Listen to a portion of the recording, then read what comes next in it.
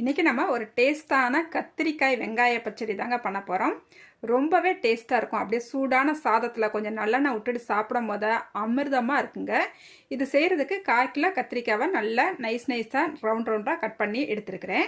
இப்போ ஒரு கடாயில் 1 ஸ்பூன் எண்ணெய் சேர்த்துட்டு 4 வத்தலை சேர்த்துட்டு நல்லா வத்தலை ஃப்ரை பண்ணி எடுத்துக்கலாம்.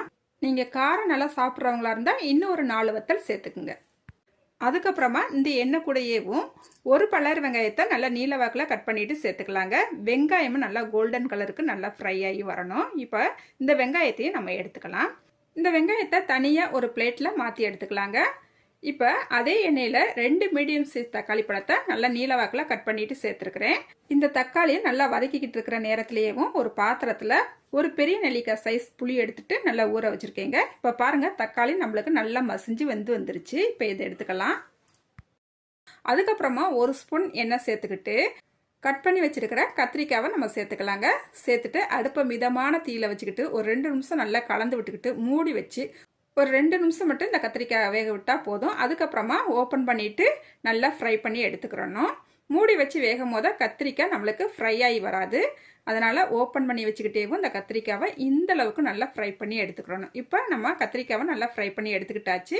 இப்போ அடுப்பு ஆஃப் பண்ணிவிட்டு இதை ஆற விட்டுறலாம்.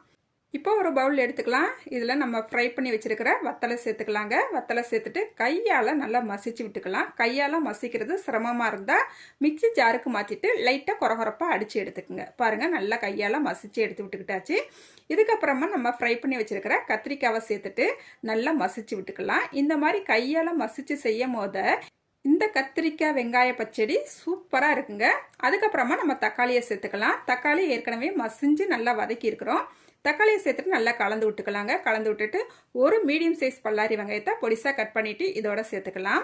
வெங்காயம் சேர்த்தா பிறகு அதிகமாக நம்ம மசிச்சிடக்கூடாது.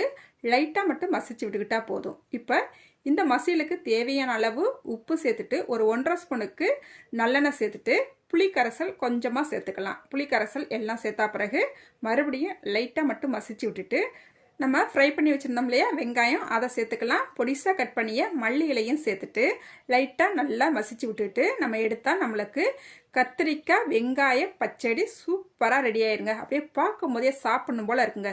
சுட சுட சாதத்தோட இந்த கத்திரிக்காய் பச்சடியை அப்படியே கொஞ்சமாக சேர்த்துக்கிட்டு கொஞ்சம் நல்லெண்ணெய் விட்டுட்டு அப்படியே பிசைஞ்சு சாப்பிட்டு பாருங்கள். அப்பா, சாப்பாடு இன்னும் கொண்டான்னு இழுக்குங்க. அந்த அளவுக்கு டேஸ்ட்டும் சூப்பராக இருக்கும். நீங்களும் ட்ரை பண்ணி பாருங்கள்.